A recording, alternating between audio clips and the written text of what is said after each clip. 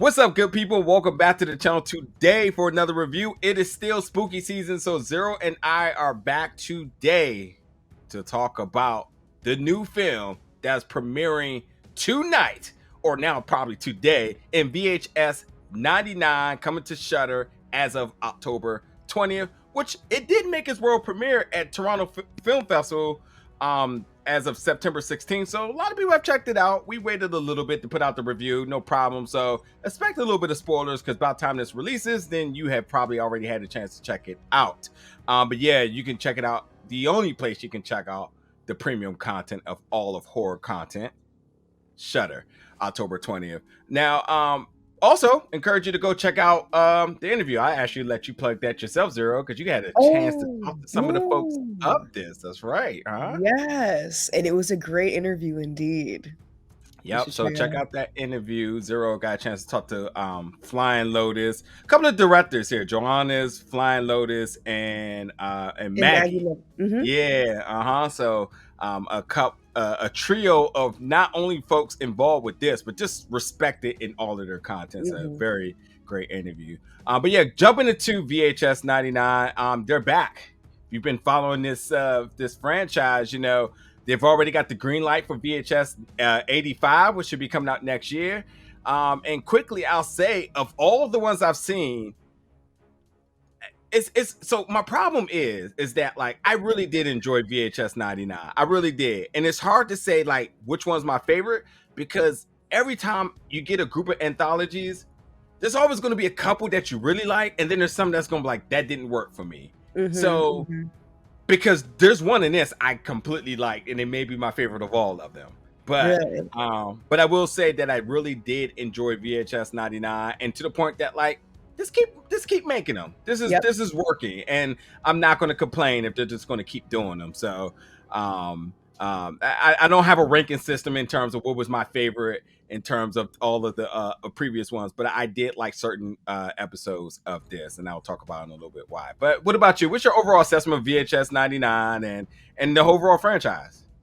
Well, this franchise is, I want to say, is like as grassroots as it gets for mainstream horror, which is great because it gives the majority of the horror community, who, you know, will most likely be saturated with big franchise things, you know, the Halloween, the Texas Chainsaw, but there is so much more to horror, and horror really gets in its nitty-gritty and the best things about this genre when it comes from grassroots. And there's so much you can do with a limited amount of time, and the amount of ideas are just like, I need like 16 sets of arms. There is a wide range.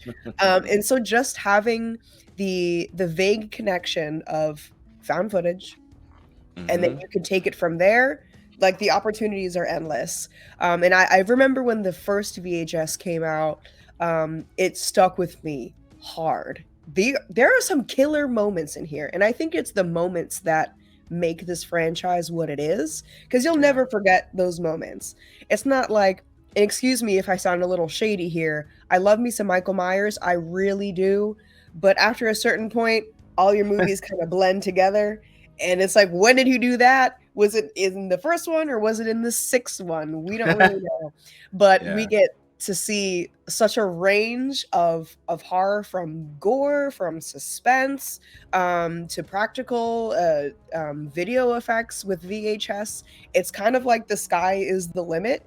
But what's unique about VHS is that they start from the sky. There's no working its way up. You're just already here when they begin. And that's what I love about VHS. Second one, also strong as hell. Glad to have it. We don't really talk about VHS viral, but it's fine. They can't all be great ones. And then we had our long break, right? And when VHS 94 came back, the fans really showed out. That's right. And now we're able to have 99. Next up is coming 85. And I just say, keep them coming. Keep them coming. And I would think that the rest of the horror community can agree with me on that. Yeah, the more you talk about it, I think 84 is my favorite, because I just love 80s horror. So It's going to Mm-hmm. be interesting when 85 comes in and just what that aesthetic is going to look like. That makes it separates it from 84 to 85, which is Yeah. an interesting decision to go 85. So I'm like, okay, so what are we going to do? So, but again, I can't even really say that with a lot of confidence because there are certain aspects of 84 that I really love that, and some I Oh, didn't like. 94. 94. Not 94. Thank you. 94. And then 99, there's certain ones that I liked, and I'm like, what could go wrong if 94 was so successful, and they absolutely proved me wrong in the first place. I don't And think very much at all. yeah, but yeah, to that point, I'm very excited for 85 because I love 80s horror, which is come on next year. But anyway, to focus on 99 really quick, much like any of these other ones, if you haven't seen, it's a collection of short stories or anthologies, all in that sort of VHS styling of aesthetic. So you're going to get that. What is that, 30 Dirty. millimeter? Yep. It's gritty film looking style, which is fine. It doesn't take you out of it. It actually creates a extra layer of appreciation for the Yeah. production, if you ask me. In this one, we get 1, 2, 3, 5 different stories that are all over the board. And there's a ton of folks involved with these as well too. So there will be some notable actors that you do know. Then there will be folks that you don't know, which I also appreciate because I love horror when it's somebody you do not know, because that really tells you have no clue how that character is going to be handled. Like, if you see a certain person attached to a product, like, oh, they're definitely not going to do anything to them. But sometimes that's not even true. But majority of the time, I like going in there with a character or after, like, I don't know who that person is, but it's fine because 9 times out of 10, they're going to get it the worst at the end of this.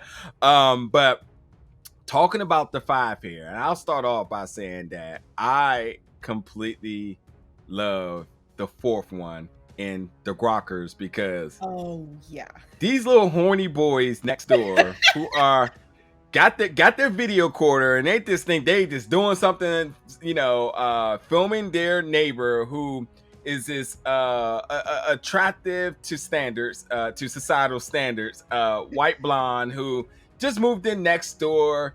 They're completely hating because she's mingling with a delivery guy. Delivery guy thinks he's gonna get it. They're hating because it's like there's no way. They're just filming and they're watching her peeping Tom until their neighbor comes over and served them a good cup of stonery because okay, all right, Mr. Bunny over here, let's go. This one, I like this one a lot. It was giving me heavy like Disturbia vibes. Yes. That was a time. It was good. I think this one was directed by Tyler MacIntyre, who I did not get to interview in the video, but I did attend the VHS 99 panel at Comic-Con a couple weeks ago, and he was there, and I wrote down a fucking fabulous quote from him, just about the VHS franchise in general, with the thing that's great about being small. In all of these productions with VHS are so small, and when you're so small, nobody can stop you. It's powerful, and that I don't need to say anymore. But I do think that the Gawkers, although it was a very it was like interesting perspective, I do think that it was on the tamer side for VHS. Like I said earlier, we start up here and then go a little bit higher, but this was the one, it had the gradual inclination of suspense, and you don't know what's going to happen. Is she going to see us? But in terms of the theme, which is 99, which the coming into 2000, the new era, it works. I think this is a great example that it makes sense in 99. And I'm just thinking Disturbia. Boy, I was in high school once. I was in high school once. This one was strong. It was strong. I think my personal favorite I'm tied between Suicide Bed, which is directed by Johannes Roberts. He directed Resident Evil Welcome to Raccoon City, which personally I was a big fan of. Tied between that one and also Ozzy's Dungeon. That's the best one. That's not even a question of Ozzy's Dungeon. I knew we were going to agree on that. That's why I didn't go there. Ozzy Dungeon was completely ludicrous. Wild. Absolutely insane. And we had the one character there, the show host, Stephen Ogg. Stephen Ogg. So that's the one guy where we do know him. Yeah. And the one thing that we know about this man is that he plays the best asshole ever. All the time. All the time. From Grand Theft Auto to Walking Dead, all the time. Always. You can't get better than him. But just how much fun did he have? And folks, this was clearly the one you want to go out to look for. He plays this game show host, which basically is a mixture of like Legends of the Hidden Temple and maybe Double Dare. What's it called? Double Dare. I was about to call it Guts. Double Dare. No, Guts was there too. That Guts is there too. And a lot of blood. Yes. End of story. It's the most off the rail story that I've seen that I was just like, this cannot get any sillier, and it did. And yeah, it's this is the one to watch out for. I just had a lot of fun with this, and just understanding the desire to want to go on these game shows when I was younger as a kid, to now looking at how sick people can make them for no reason. And hey, like, this is fiction, right? Obviously. But like, how much is it? How much fiction? Because as a child of the late 90s and early 2000s, in my prime growing up, I entered so many sweepstakes to get on those damn shows. I wanted to be on Nickelodeon Guts so bad, just to turn into adult later on in my life and hear these horror stories. It's real. Like, there was a little bit of negligence going on, and to have this story from Flying Lotus that just exaggerates all of it, kind of hits a sweet spot for it will hit a sweet spot for a lot of millennials. It's gory. You got this and everything in between. There's a particular leg injury that is just kind of just way off the rails on this one. So I think, and I'll give it back to you in a second. Between this one, which I think was the peak of, and I did love To Hell and Back, which I'll talk about in a second, because I love the concept, because I feel like I have not seen a horror story that kind of handled this very unusual summoning. I'll get to it 1 second, but Ozzy's Dungeon is the one you want to look out for. I love the Grokkers because, like, I love the creature reveal when we see Sandra sort of becomes Medusa and comes in and say, "Oh, you horny kids, y'all want to watch me?" And she kind of comes through the computer, and now she's coming in and she's just ripping my man's heart out like a rat that was like hasn't ate in like 10 years, and then looks up and then the snakes and then turns them to stone. I mean, it's karma. It's complete karma. It is. I was gonna say it's like poetic justice. Like, all you peeping times out there, you never know what you actually may be looking at. And then To Hell and Back, I thought was really good because it was about two kids, or mid-teens, whatever. Nate and Troy. They tried to do the summoning, and so we say this all the time. Y'all have got to stop summoning stuff. So this was the biggest bag of karma. This is why I love this one, because this was the one, and instead of them summoning something, it actually sent them somewhere. And they was like, "Oh shit, where the hell am I?" And I was just like, yo, like when you see it happen, it happens in a way that I for a second I was like, wait, what happened?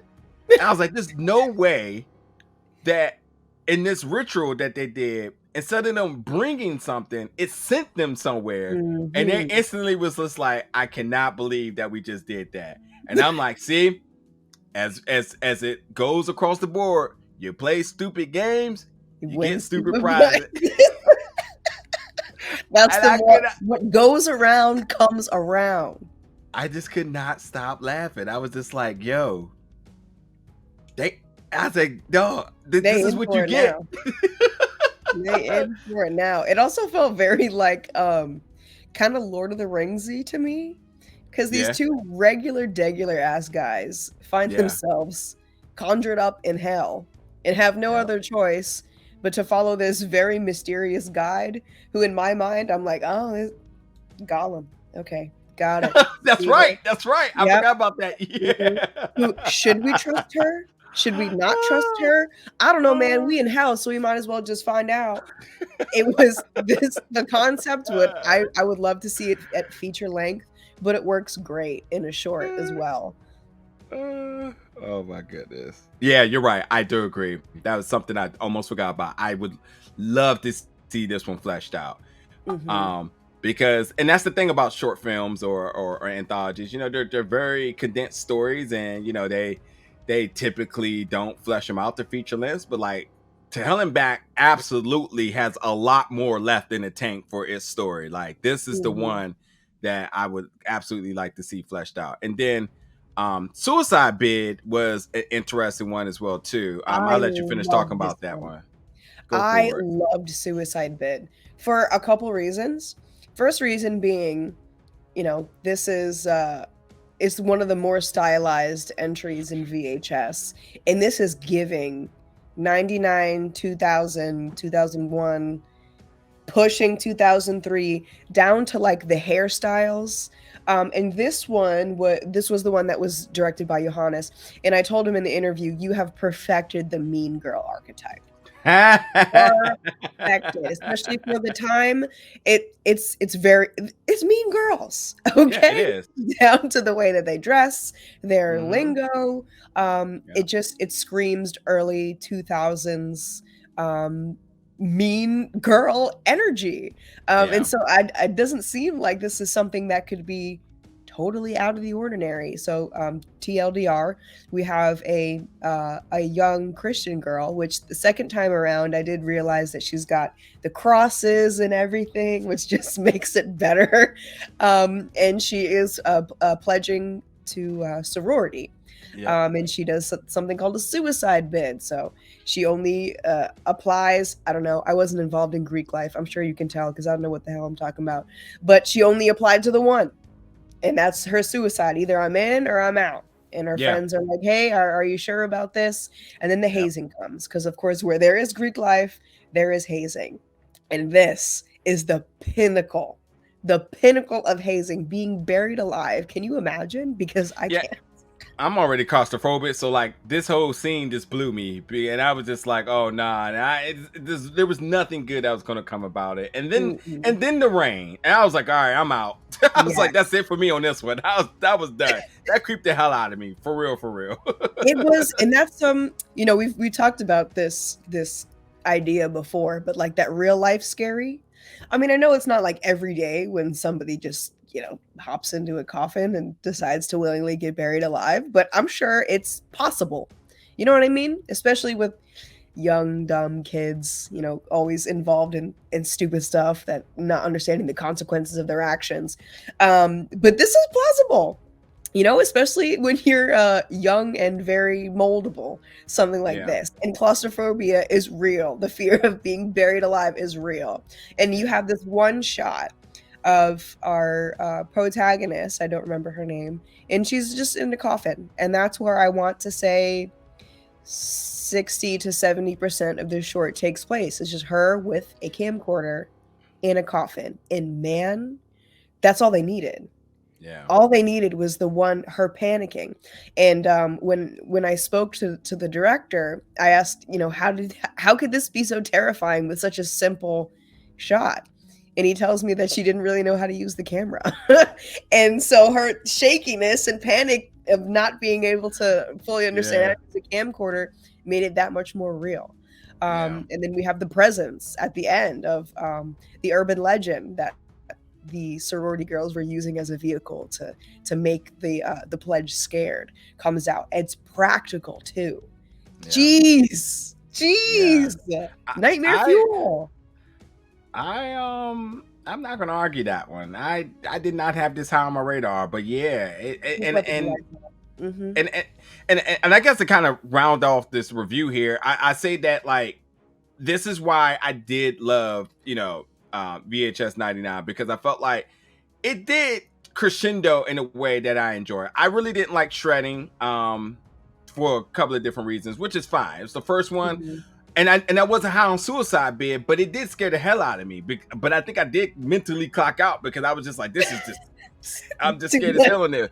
Yeah, and then Ozzy's Dungeon came in and it flipped the tone. It was a little bit more comedic, but it was a bloodbath and it was gruesome and it was just, and again, Stephen Ogg is just an asshole, so it's just like. I loved it for what it presented. And then the Grokkers, I was just like, oh, okay, see, karma. And then to Hell and Back, I was like, see, karma. And I guess it was like, I guess I had a moment of just saying, I was right. Yeah. See, y'all keep playing those stupid games. So like, it was a good send away one where, and also I think because again, it's the one that I think could actually be fleshed out to more. And that could be interesting. I think Suicide Bid could possibly be X out to more as well too. They kind of laid the interesting little foundation for there as well. So, but hey, you can check it out on Shudder. As of October 20th, it'll be available then. Any other thing you want to kind of add to this before we roll out? Well, I did have this thought after my second screening of VHS 99. So we have 94, then we have 99. Coming up is going to be 85. VHS was not really around for that long of an era. I don't know how many eras with VHS we can go through, but I don't think just the fans eat this stuff up and it's just so good. So the more we can get, the better. And I don't believe that Shudder anytime soon is going to bring down the hammer and say no more VHS. No. So I'm wondering if we're going to keep on with this stylized thing with the very vague theme that covers all the shorts. Maybe let's go international next time. You know what I mean? And because there's only so many years we can go through. It's going to come down to somebody having a VHS and getting it converted to like a DVD. That was a thing at a point too. Burning mixtapes. Yeah, so that was a time. And I got to say too, I'm such a sucker for found footage. So like, I really, really want more of these. And the more and more I keep going back and forth, I really did enjoy 99 to the utmost. Maybe my favorite as of today. But I am looking forward to 85. So glad that they got the green light right away. 94 was interesting. As you mentioned, one would not be spoken of, but they're all available on Shudder. So it is no better season than right now during spooky season to catch up on all this, as now you got 99 available, and then you got until next year. Probably next year around the same time, we'll be back for 85, and I'm sure a lot more because I don't see a reason for them to slow down. So hey. And shout out to all of the directors, the producers, and all of the actors, all these very creative minds being able to come together, tell these short stories, and really to the utmost put together their creativity to give us this entertainment. I am starting to love these short collection of story and anthologies more and more than I ever could imagine. I am a stone cold feature length film diehard. I hate short stories, but this is starting to work for me. A collection of them is satisfying. But at that same notion, let's just keep going and letting these folks do what they do best. So but anyway, check it out. Jump in the comments, folks. Let us know your thoughts about VHS 99 and stick around because we got more reviews coming to you very soon.